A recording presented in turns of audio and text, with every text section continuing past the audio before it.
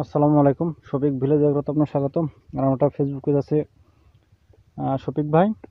তো আপনারা অবশ্যই আমার পেঁপের ভিডিও পান নিয়মিত।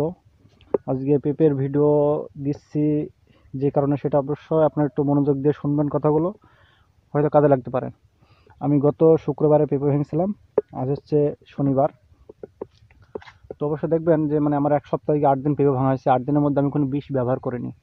তারপর দেখা যাচ্ছে পেঁপেগুলো ফের মোটামুটি হয়ে গেছে। পেঁপে ভাঙার পর বিষ স্প্রে করলে সবচেয়ে ভালো হতো, কারণ আমার সময় না থাকার কারণে আর একটু খুব চাপের ভেতর আছি, তার জন্য দেখা যাচ্ছে আমি ব্যবহার করতে পারিনি। চাপের ভেতর বলতে একটু চাপ বলতে পড়াশোনার চাপ আছে, তার জন্য সময় পাইনি মাঠে আসার। আমি 2 ঘন্টা সময় পাই, 2 ঘন্টা সময় আমার রুটিন, এই রুটিন মাফিক আমার কাজ করতে হয়।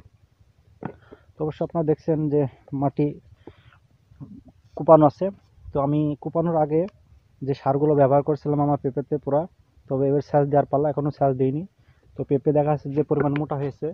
এবার আজকে যে বীজগুলো দেবো আর স্যাচ দিলে দেখা যাচ্ছে পেঁপে দ্রুত মোটা হবে এবং পেঁপে ধরা শুরু করবে। তো আমি যে সারগুলো ব্যবহার করেছিলাম, প্রথম হচ্ছে টিএসপি এবং পটাশ। 50 কেজি সার দিয়েছি আমার এখানে 15 কাঠা ভুঁইয়ে। সারের পরিমাণ বেশি, সেজন্য মাটিটা শুকাচ্ছি, যা রস ছিল এই রসে দেখা যাচ্ছে সারগুলো টেনে যাবে।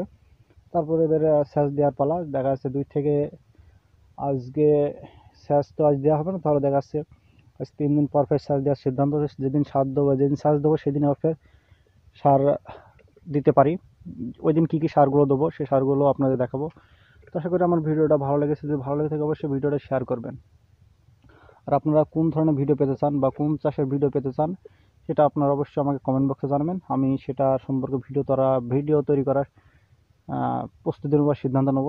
আশা করি আমার কথাগুলো অবশ্যই বুঝতে পারছেন।